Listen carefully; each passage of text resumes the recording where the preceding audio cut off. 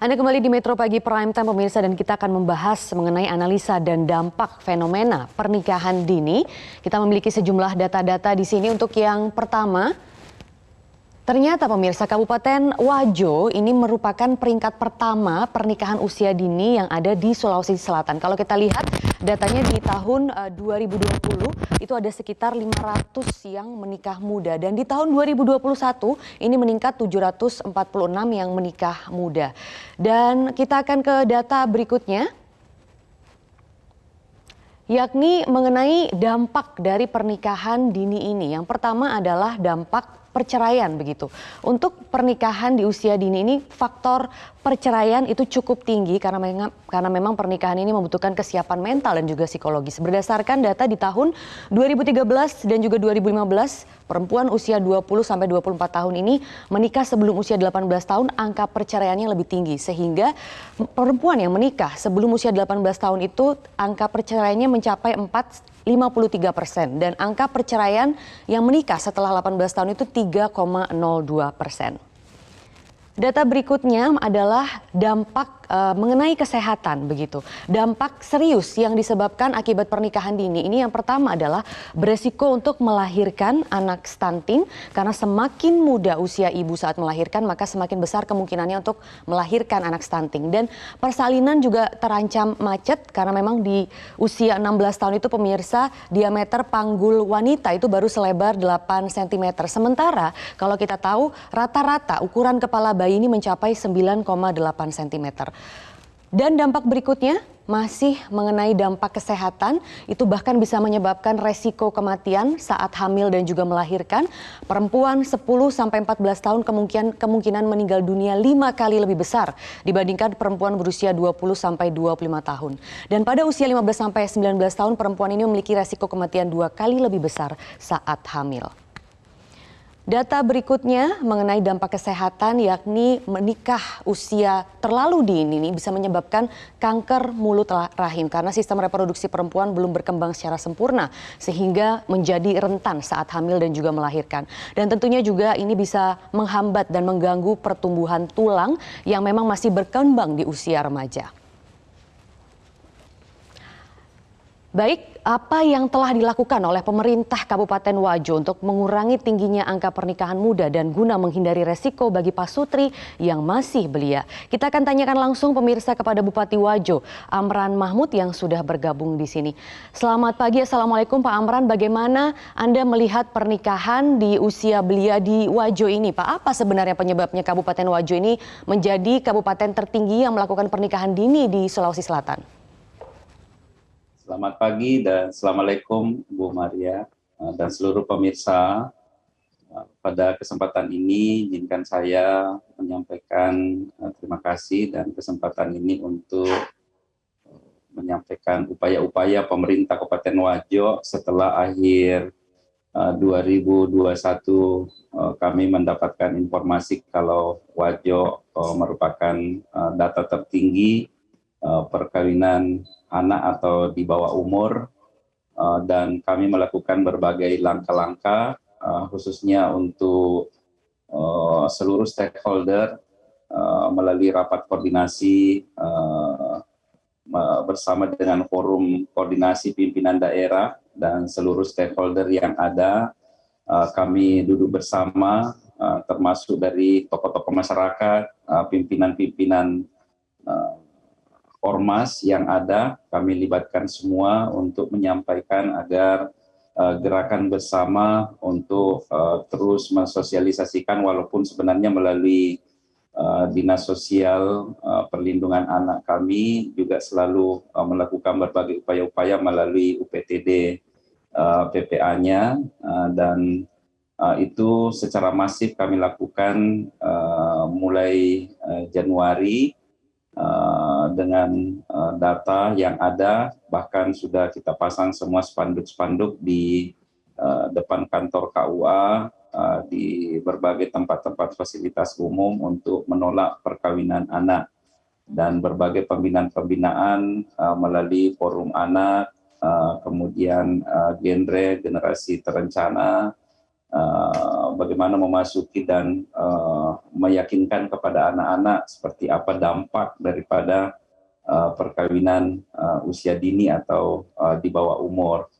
Dan bahkan kami meminta melalui pimpinan Ormas untuk melakukan upaya-upaya masif melalui ceramah, khutbah, bahkan khutbah-khutbah seragam untuk terus memberikan sosialisasi kepada masyarakat.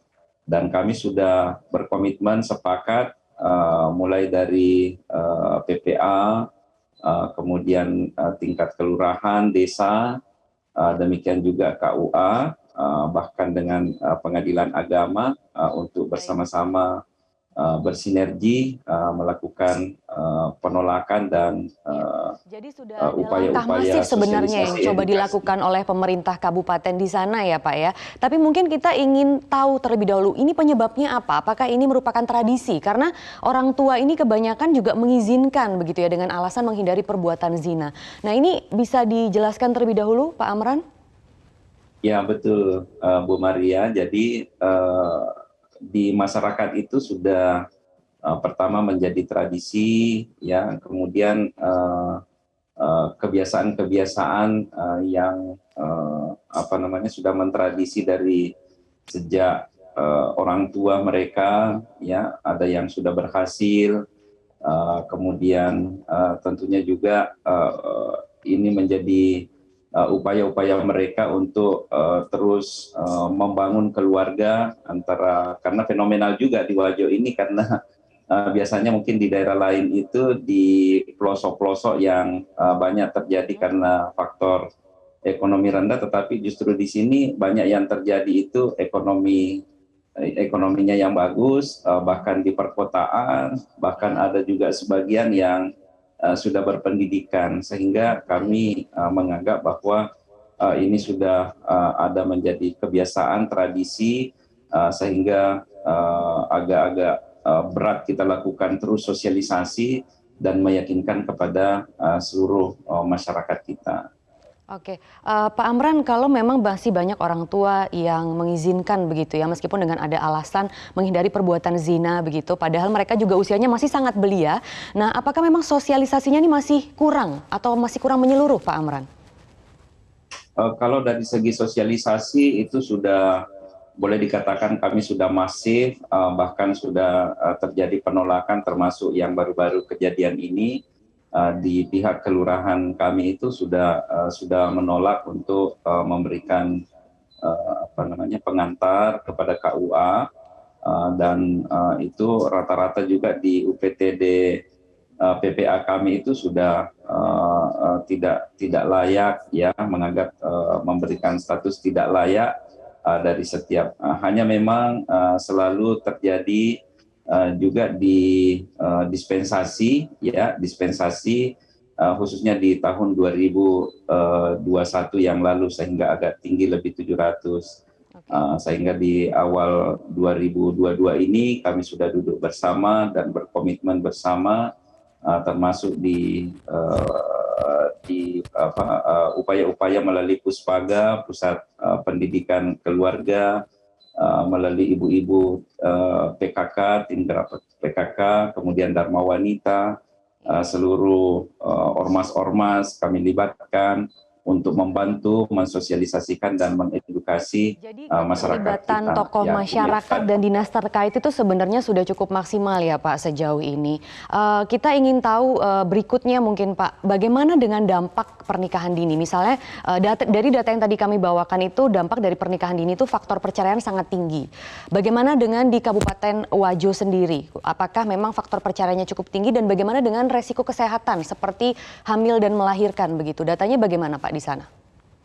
Ya, termasuk perceraian itu cukup tinggi di di angka perkawinan muda, ya, atau di perkawinan anak. Kemudian yang kedua tentu sanksi-sanksi yang kami berikan itu sanksi administratif, kemudian sanksi moral, tentunya kepada masyarakat kita yang tidak ini, sehingga perlu dimasifkan terus sosialisasi kepada mereka seperti yang nikah siri ya tentu tidak akan mendapatkan hak akte perkawinan, ya kemudian akte cerai kalau dia cerai, demikian juga berbagai hak-hak mereka tentunya terkait dengan warisan secara hukum, tentu mereka akan mendapatkan sanksi moral seperti itu. Ya, kemudian dampak-dampak yang lain ya tentu dampak kesehatan, stunting cukup tinggi juga, sehingga kami melakukan berbagai lokus-lokus pembinaan termasuk mengaitkan semua terkait dengan perkawinan anak. Kemudian di tingkat pendidikan tentunya akan berdampak pada putus sekolah sehingga menyebabkan Human Development Index kita, IPM kita tentu bergerak sedikit, padahal seharusnya ini semua untuk bisa membantu meningkatkan indeks pembangunan manusia kita terkait dengan pendidikan, kesehatan, lebih-lebih ekonomi. Semoga memang nanti langkah-langkahnya ini bisa diterima begitu ya oleh masyarakat di Kabupaten Wajo. Mungkin terakhir Pak Amran, kita ingin meminta himbauan dari Pak Amran khususnya untuk masyarakat di Kabupaten Wajo dan juga orang tua khususnya di sini agar bisa memahami dampak dan juga bahaya pernikahan dini.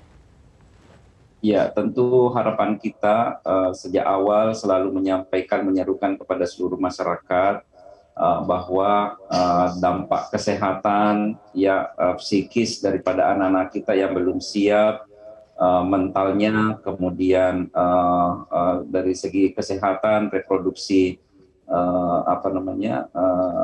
kesiapan tubuh mereka ya belum siap, kemudian membina anak.